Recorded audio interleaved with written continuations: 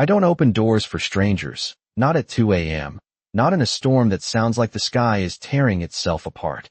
The rain slammed against the glass like it had something to prove, each drop sharp, relentless, echoing through the empty halls of my house like a warning I chose to ignore. I sat there, untouched coffee going cold in my hand, watching the city lights blur behind sheets of water, and then I heard it, a knock, soft at first, almost swallowed by the thunder, then again, louder, desperate, uneven, like whoever stood on the other side had nothing left but that door. I didn't move, not immediately. I've learned not to. Hesitation keeps you alive. But something about it, something in the rhythm, pulled me to my feet before I could think better of it. The floor was cold beneath my steps, the house too quiet, too controlled, the kind of silence I built to keep the world out. And still, I reached for the handle, paused, just for a second, then opened it, and everything changed. He stood there, no more than 6, maybe 7, soaked through like he'd been standing in the rain for miles, small, shoulders shaking, sneakers too worn for this part of the city. His breath came in quick bursts, fogging in the cold air, but it wasn't the rain that got to me. It was his eyes, wide, steady, not confused, not lost, just certain. They took my mom, he said, voice barely holding together, and I felt something shift, small, almost unnoticeable, but enough. I tightened my grip on the door, instinct kicking in. Not my problem, not my fight. I don't get involved. That's how I've stayed standing. While others disappeared, I started to close the door, slow, controlled, like I always do. But then his hand shot out, grabbing my sleeve, fingers cold, shaking, but strong in a way that didn't belong to a kid his size. She said, "Find the man with no mercy," he added. And that stopped everything. My breath caught. Just for a second, just long enough for the storm to feel quieter, for the world to narrow down to that one sentence. No mercy. That's what they call me, what they whisper when they think I'm not listening. What keeps people from knocking on this door in the first place? And yet here he was, standing in the rain like he'd been sent straight to me, like he knew I was the last place left to go. I looked down at him, really looked this time, at the way his jaw clenched like he was trying not to break, at the way he didn't let go, not even when I didn't say a word. And something inside me, something I buried a long time ago, moved, just enough to matter. I exhaled slowly, stepped back, the door opening wider. "Get in," I said, voice low, steady, like this was just another decision, just another night. But it wasn't, not even close, because as he stepped inside, dripping water onto marble floors that had never seen anything this real, I realized one thing with absolute clarity. Whoever took his mother had no idea what they just started. I did not ask his name right away. I did not need to. Names create attachment, and attachment is something I learned to avoid. But the way he stood there in my living room, dripping water onto polished floors that had never known anything imperfect, made silence feel heavier than usual. I handed him a towel without a word. He hesitated, like he was not used to being offered anything without a price, then took it with both hands. Careful, almost respectful, and that detail did not sit right with me. Kids like him do not learn that kind of caution unless the world teaches it too early. "Sit," I said, pointing to the leather couch across from me. He climbed up slowly, too small for something that large. His feet did not even reach the floor, and for a second, he looked even younger, just a kid who should have been asleep, not knocking on a stranger's door in the middle of a storm. I watched him as he tried to dry his hair, missing spots, rushing, like time mattered more than comfort. "What is your name?" I asked finally, my voice steady, controlled, the way it always is. "Ethan," he said, not looking up, his fingers tightening around the towel. "Ethan Cole." I nodded once, committing it to memory without thinking, then leaned back slightly, studying him the way I study everything. Details first, emotions later. "Who took her, Ethan?" I asked, and this time he looked at me, really looked like he was measuring something, deciding if I was worth trusting. "I do not know their names," he said, voice shaking just enough to remind me he was still a child. "But my mom. She said if anything happened, I had to come here, to you." A pause, a breath. "She said you would understand." That pulled something tight in my chest, something I ignored. I always ignore it. But it was there, steady, persistent. I stood up, walking toward the floor-to-ceiling windows, rain still crashing against the glass. The city blurred beyond it, and for a moment, I saw my reflection instead of the skyline. Sharp suit, controlled posture, a man people cross the street to avoid, a man no one comes to for help. Except tonight, I turned back to him, slower this time. Your mother, I said carefully. What is her name? Lily, he answered immediately, like he had been holding on to that word the entire time. Lily Cole. The name landed harder than it should have, familiar in a way I could not place yet. But close enough to matter. I walked to the side table, picked up my phone, and pressed one number. It rang once before the line connected. I need everything on a woman named Lily Cole, I said, calm, direct. Now. I ended the call before any questions could come back. Then looked at Ethan again. He was watching me like I had just flipped a switch he could not see, like he was waiting for proof that he had not made a mistake coming here. I stepped closer, crouched just enough to meet his eye. Level, something I had not done in years. Listen to me, I said quietly, not harsh, not soft, just certain. You are safe here. The words felt unfamiliar in my mouth, like they belonged to someone else, but I did not take them back. He nodded once, slow, like he wanted to believe me, but did not know how yet. And then, without warning, he reached out and grabbed my hand, small fingers wrapping around mine. Not tight this time, just enough to hold on. And I froze, not because of fear, but because no one had done that in a very long time. And in that moment, I understood something I could not ignore anymore. This was not just a problem to solve. This was something that had already found its way under my skin, and somewhere out there, whoever took Lily Cole was about to learn exactly what that meant. The call came back faster than it should have, which told me two things. One, my people were already awake, and two, the name mattered more than I expected. I did not look at my phone right away. I let it ring once, twice, just enough to keep control of the moment. Then I answered, talk, I said, my voice low, measured, the way it always is when something shifts from quiet to serious. There was a pause on the other end, not hesitation, recognition. Where did you hear that name? The voice asked, and that was all I needed. I turned slightly, glancing at Ethan, who was still sitting on the couch, still holding onto the edge of my sleeve like letting go would change everything. That is not your concern, I replied, calm, unshaken. I asked for information. Another pause, heavier this time. Then a quiet exhale. Lily Cole disappeared 3 hours ago, the voice said. Last seen leaving a small clinic on the east side. No signs of struggle, no witnesses willing to talk. I closed my eyes for half a second, building the timeline in my head. 3 hours, not long, not yet, and, I said, pushing, because there is always more. There is always something people do not say first. She was flagged 2 months ago, the voice continued. Someone ran a background check on her. Deep, not local, not random. That made my jaw tighten slightly, subtle, controlled. But there, connected to me, I said quietly. Not a question, the silence on the line answered it for me. I ended the call without another word, because I already knew enough. I turned back toward Ethan, slower this time, more deliberate, and for the first time since he walked in, I saw it clearly. The way his shoulders were trying to stay strong.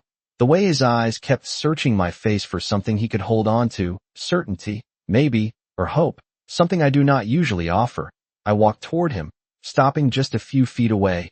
Ethan, I said, and he straightened immediately, like hearing his name from me meant something now.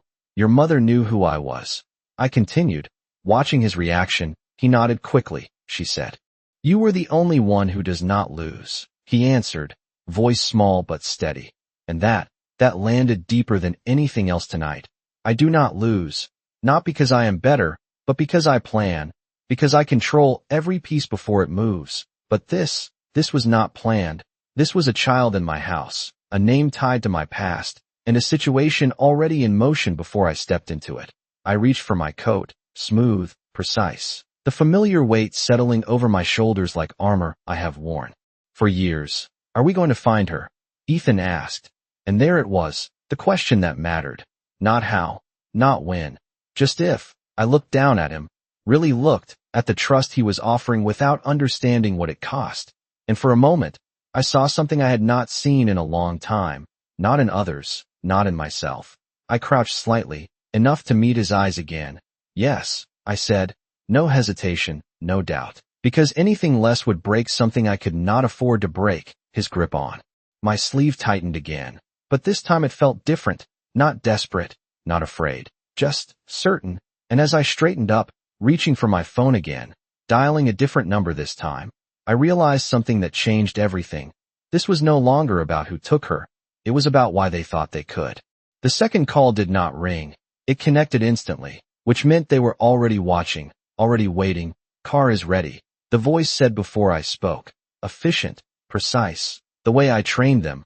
I walked toward the front door, Ethan still close behind me, his small footsteps quick, trying to keep up with a world that moved too fast for him. Bring everything online, I said, opening the door as cold air rushed in, rain still falling hard, sharp against the stone steps. No noise, no mistakes. I ended the call and stepped outside, the black SUV already waiting, engine running, headlights cutting through the storm like a path already decided. The driver stepped out, opening the rear door without a word, his eyes flicking briefly to Ethan, then back to me. No questions, just acknowledgement. I placed a hand lightly on Ethan's shoulder, guiding him forward. Stay close, I said, and he did, without hesitation. Climbing into the car like he understood this was the only place he could be. I followed, the door closing behind us with a heavy sound that sealed something more than just space. The city blurred past the tinted windows as we pulled away, lights stretching into lines of gold and red through the rain. Ethan sat beside me, hands folded tight in his lap, trying to be still, trying not to be a problem, and that, more than anything, made my jaw tighten slightly. When did you last see her? I asked, keeping my voice even, controlled. He swallowed before answering. She dropped me off at my friend's place after school, he said, eyes fixed forward. She smiled, like everything was normal, but it was not. He paused, searching for the right words. She hugged me longer than usual. That detail landed quietly, but it stayed. People always know before something changes. They just do not say it out loud. I leaned back slightly, processing, building the pattern. Did she say anything else? I asked. He nodded, slow this time. She said if I could not find her, I should not wait. His voice cracked just enough to show the weight of that sentence. She said to find you, and not trust anyone else. The car slowed as we turned onto a quieter street, one that did not appear on maps most people use. The gates ahead already opening before we reached them, layers within layers, control within control. Ethan looked out the window, taking it all in, not with fear, but with something closer to understanding, like he was already adjusting, already learning the rules of a world he was never meant to see. The car came to a smooth stop under a covered entrance, lights reflecting off the wet pavement. I stepped out first, rain catching on my coat, then turned, offering my hand without thinking. Ethan hesitated for half a second, then took it, his fingers smaller this time, less desperate, more steady, and that change did not go unnoticed. Inside, the air was warm, controlled, everything exactly where it should be. People moved quickly, quietly, screens lighting up across the room as information began to flow in real time. I walked forward, Ethan still beside me, and every person we passed adjusted slightly, not to him, but to the fact that he was with me, and that meant something had shifted. I stopped at the center of the room, eyes scanning the data appearing on the main screen, timestamps, locations, patterns forming faster than most could follow. Find the last place she felt safe, I said, not loud, not forceful, but enough, because I knew something they did not. This was not random. This was not chaos. This was calculated. And as the first image of Lily Cole appeared on the screen, I realized exactly why. She had not just told her son to find me.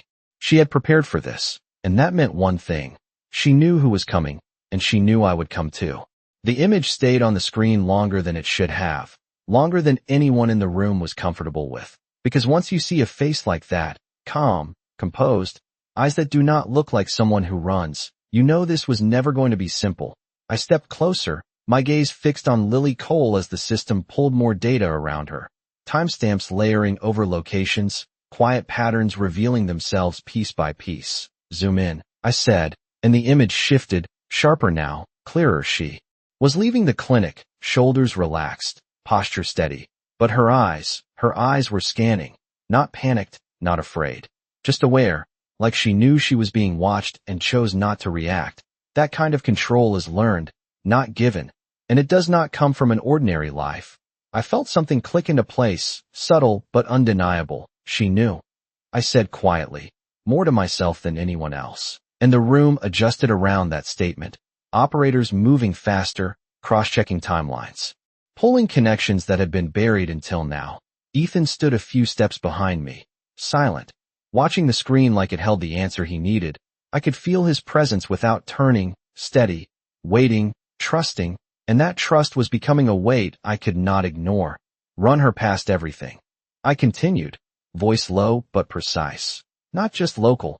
I want international. I want sealed files. I want anything that does not show up on a normal search. Fingers moved instantly, commands executed without hesitation, screens shifting again, layers opening that most people never see.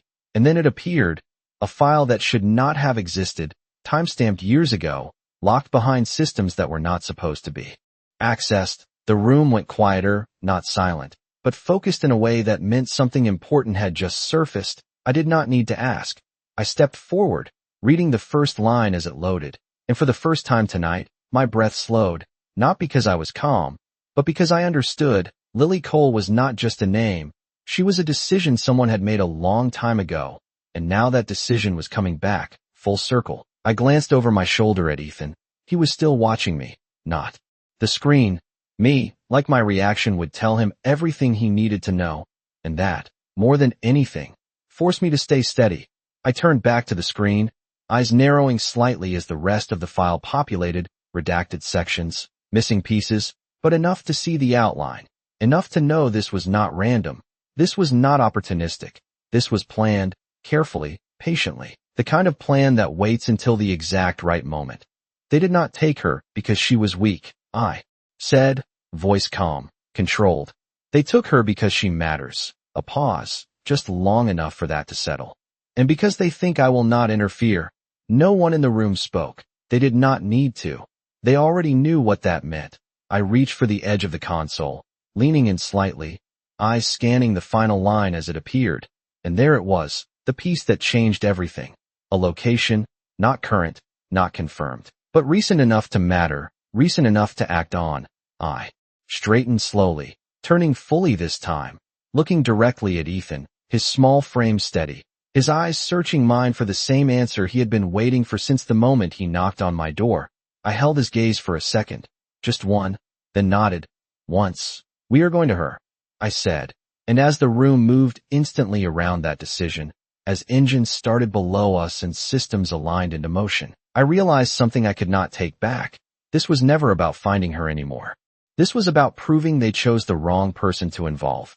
The room did not slow down after my words. It accelerated, like everything had been waiting for permission. Screens shifted, coordinates locked into place, quiet voices moved around me with precision.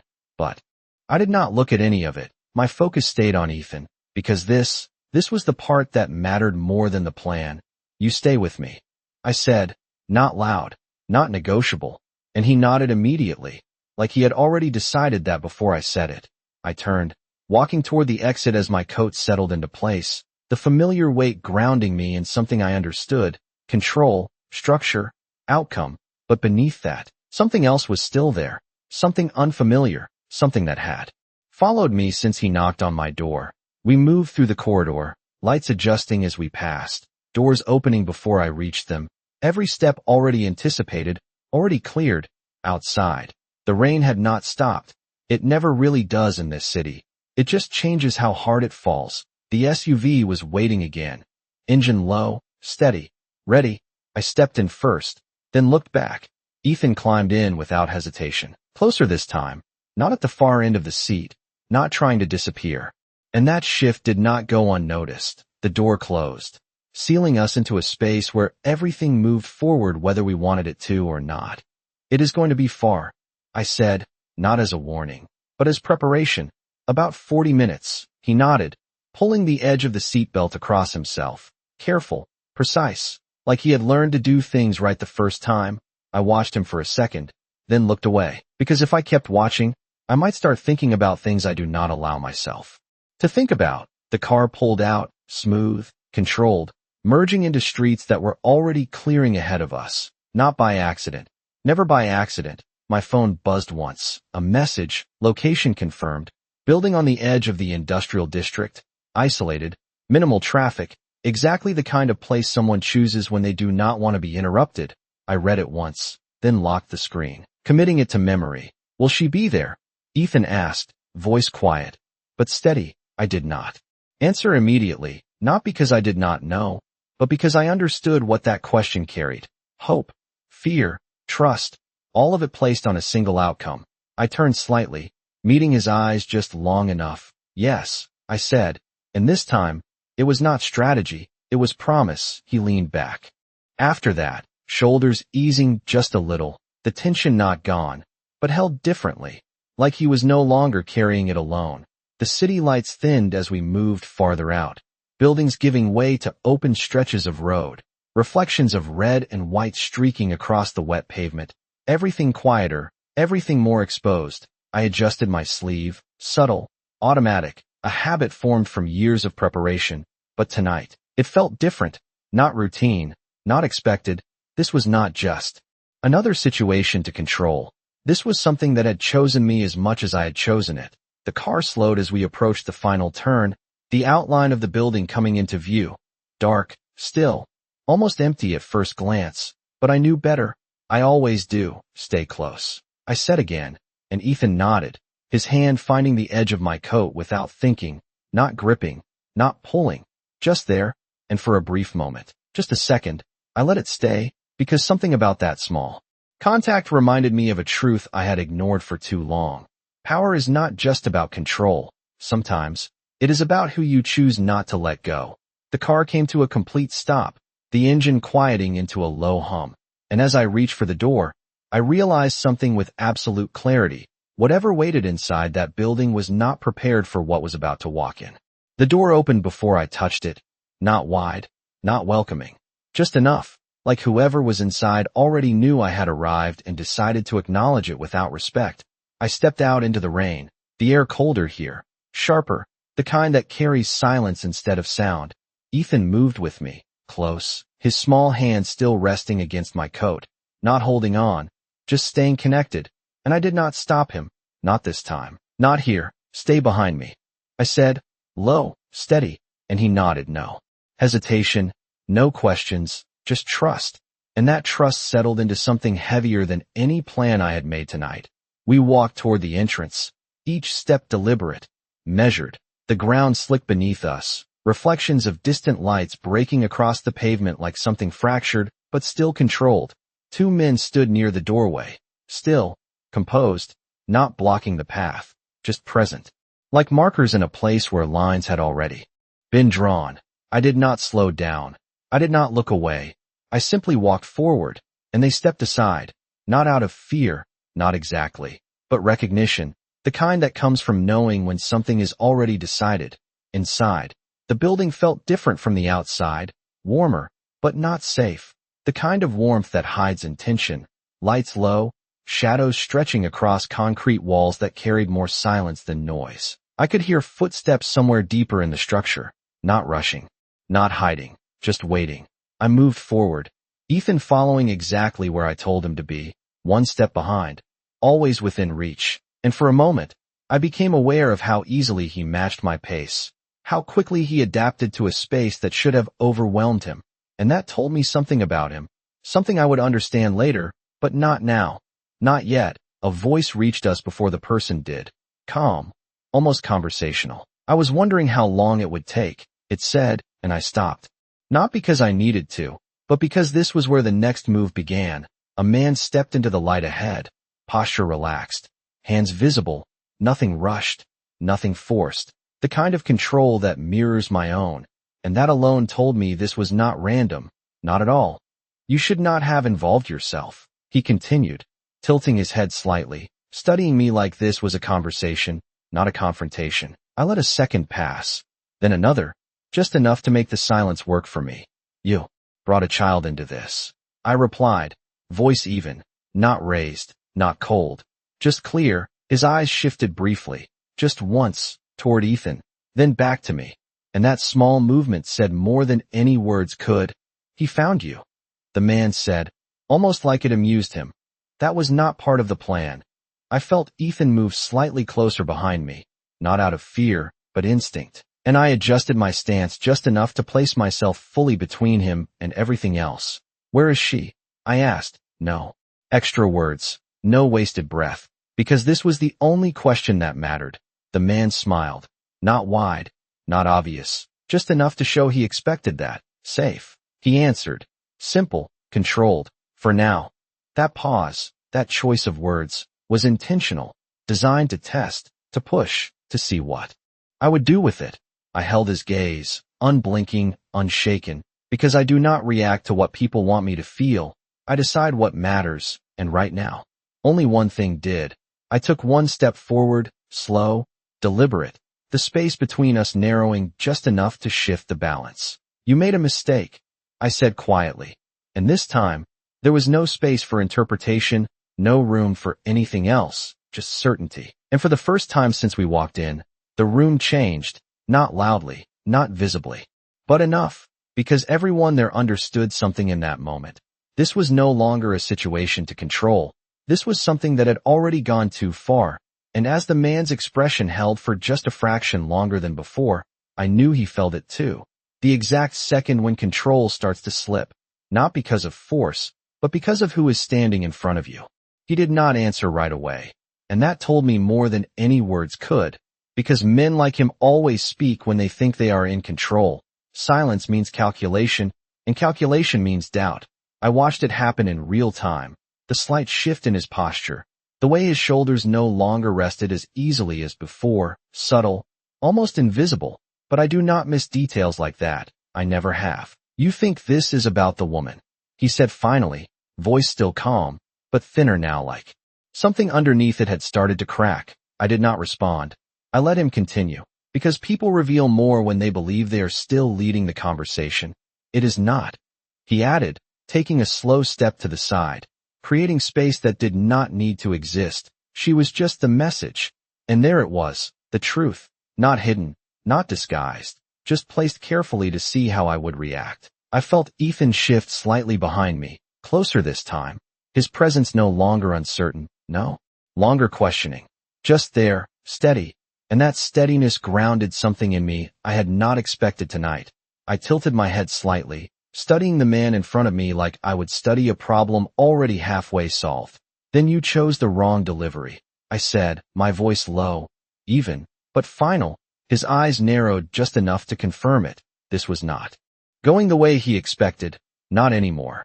A faint sound echoed deeper in the building. A door, a movement, controlled but not hidden. And for the first time since we stepped inside, I allowed my attention to shift, just slightly. Just enough to acknowledge what was coming next. He noticed that. Of course he did. And a small smile returned to his face, not confident, not entirely, but practiced. "You are already inside," he said, almost softly, "which means you already lost your advantage." I let a second pass, then another, not reacting, not correcting him, because that is the mistake most people make. They think advantage is about position, about who stands where, about who arrived first, but it is not. It is about who understands the situation better. And in this moment, I understood something he did not. I took another step forward, slow, deliberate, closing the distance just enough to make the air between us feel different, heavier, more certain. "You think this is your plan," I said quietly. And this time, there was no room for interpretation, no space left for illusion. His expression held, but only for a fraction longer than before, because he heard it. Not just the words, but the certainty behind them, the kind that does not come from guessing, but from knowing. I turned my head slightly, just enough to speak without looking back.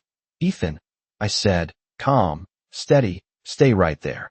He did not answer, but I felt it, the way he stopped moving completely, the way his presence anchored exactly where I needed it to be, and that trust, that simple, unquestioned trust, settled something inside me that had been shifting all night.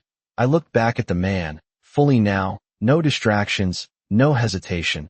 "Bring her out," I said, not loud, not forceful, just certain, because I was done with waiting, done with games, done with anything that was not direct. He held my gaze for a long moment, weighing something, recalculating, and then, slowly, he lifted his hand, a small gesture, barely noticeable, but enough. Footsteps followed, measured, approaching, and the air changed again, not with fear, not with chaos, but with anticipation, the kind that builds just before something real finally steps into the light.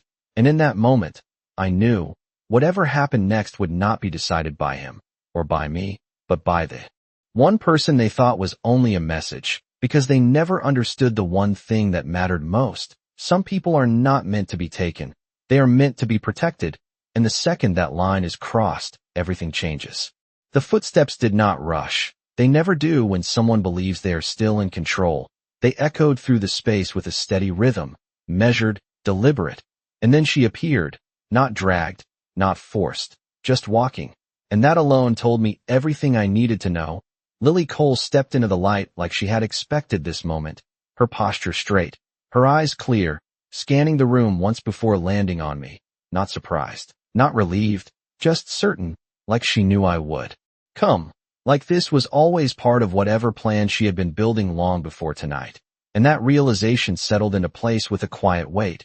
Ethan moved before I could say anything, a small step forward, then another, breaking the stillness in a way nothing else could. "Mom," he said, voice barely holding together. And for the first time since she entered, Lily changed, not dramatically, not in a way anyone else would notice. But I saw it, the slight drop in her shoulders, the smallest exhale, the way her eyes softened just enough to let something real through. "Ethan," she answered, her voice steady, but warmer now, grounded in something that had nothing to do with the room or the people in it. Just him. Always him. I shifted slightly, placing a hand out without looking, stopping Ethan from moving any farther, not pulling him back, just holding the line where it needed to be. He froze, immediately, trusting without question, and that trust held, even now, even here. Lily's gaze flicked down to that movement, to my hand, then back up to my face. And for the first time, something like recognition passed between us, not introduction, not curiosity, recognition, like she had been expecting this version of me, not the name, not the reputation, but the choice, the decision to stand exactly where I was standing. "You came," she said quietly, and it was not surprise. It was confirmation. I met her gaze, unshaken. "You told him to find me," I replied, just as steady, and that small exchange carried more weight than anything else said in the room. The man beside us shifted, just slightly, enough to remind us he was still there, still part of this. "Reunions are touching," he said, almost lightly, but the tone did not land the same anymore, not after what had just passed between us, because something had changed, not in the space, not in the plan, but in the balance. Lily turned her head just enough to acknowledge him, but not enough to give him importance, and that alone shifted the room further. "You should let the boy come to me," she said. Calm, direct, not asking, not pleading, just stating something that should have already been obvious. The man smiled again, thinner this time, less certain. "Not yet," he replied, and that hesitation, that delay, confirmed what I had already seen. This was slipping, not fast, not visibly, but enough. I stepped forward, one pace, then stopped, not rushing, not pushing, just adjusting the position in a way that mattered. "This ends now," I said, quiet, final, and the words did not echo, they did not need to, because everyone in that room felt it, not as a threat, not as a demand, but as a decision already made. Lily looked at me again, deeper this time, like she was measuring something beyond the moment, beyond the situation, and then she gave the smallest nod, barely noticeable, but enough, and in that second, I understood what she had known all along. This was never about being taken.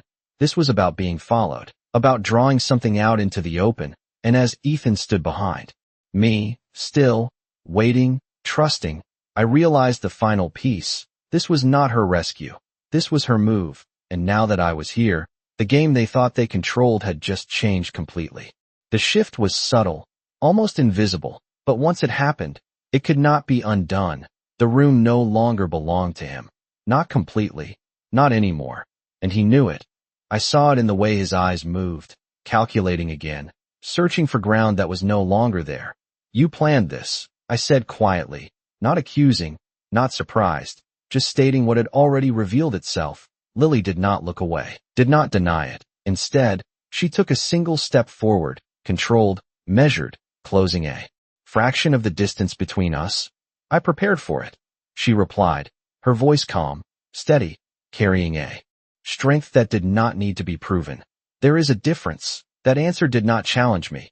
It aligned with something I already understood. Preparation is not control, it is survival. And survival looks different depending on who is watching. Ethan shifted behind me again, this time closer to the edge, like he could feel something changing even if he did not understand it yet. I lowered my hand slightly, a silent signal, and he stopped instantly, holding his place, trusting without question. Lily's eyes softened for just a second at that, then sharpened again, focused, present. They wanted you here, she continued, her gaze locking with mine. Not because they needed you, but because they needed to see what you would do. The man beside us let out a quiet breath, almost amused, but there was tension beneath it now, something tighter, something less certain. And you came exactly as expected, he added, trying to reclaim something that was already slipping. I turned my head just enough to acknowledge him, not fully, not enough to give him control of the moment. No, I said, calm, precise. I came earlier than expected. The silence that followed was heavier this time, not empty, but filled with the kind of awareness that shifts outcomes. Lily's lips pressed together slightly, not in concern, but in thought, like she was recalculating the same way I was, adjusting to something neither of us had predicted fully.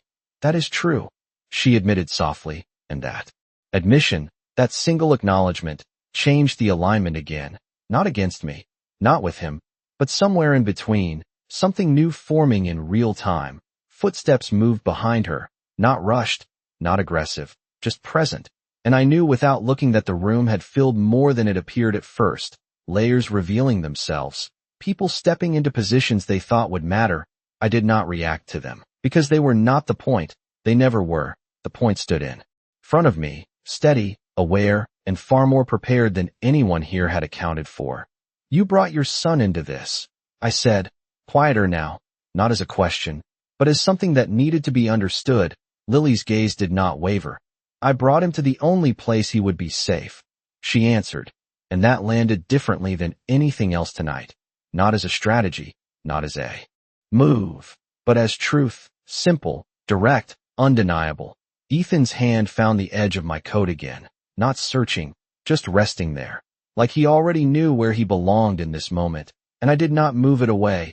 I did not correct it, because something about that small contact grounded everything else around me. The man exhaled slowly, the sound controlled but strained.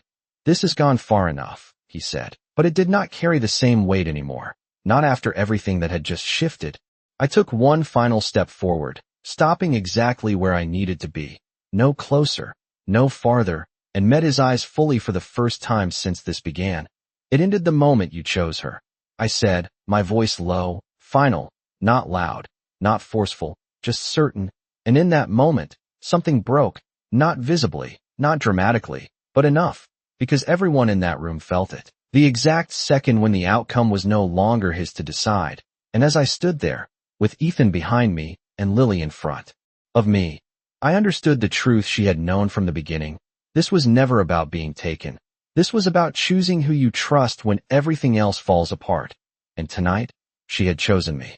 No one moved at first, and that was how I knew it was over.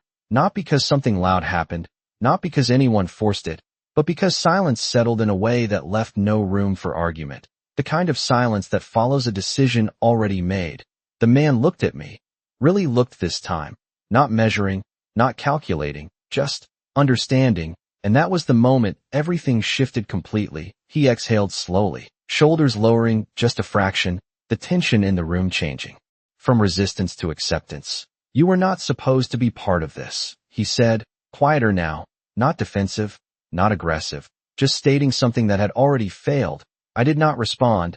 I did not need to, because the outcome was no longer in his hands. Lily took another step forward, closing the space that had kept her separate from Ethan, And this time, I did not stop him. I let my hand fall away, just enough, and he moved instantly, crossing the distance in 2 quick steps before, wrapping his arms around her, not tight, not desperate, just certain, like he knew she was real the second he touched her. Lily knelt slightly, her arms around him, her eyes closing for just a moment. Not long, not enough for anyone else to notice, but I saw it. I always see it, that brief second where everything else disappears and only one thing matters. I looked away, not because I had to, but because some moments are not meant to be watched too closely. The man shifted again, glancing toward the edges of the room where his people stood, still, waiting, but no longer relevant. This ends here, he said finally, and this time, it was not a challenge, it was agreement. I gave a small nod. Once, enough to confirm what was already understood. No escalation, no continuation, just an end. Simple, clean, final.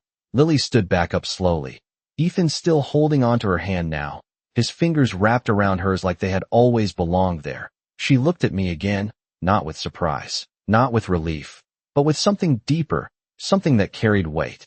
Beyond tonight. You changed the outcome, she said quietly, and I held her gaze for a moment, just long enough to acknowledge it. You planned for it. I replied, because that truth mattered too. She gave the smallest nod, accepting that balance, that shared understanding.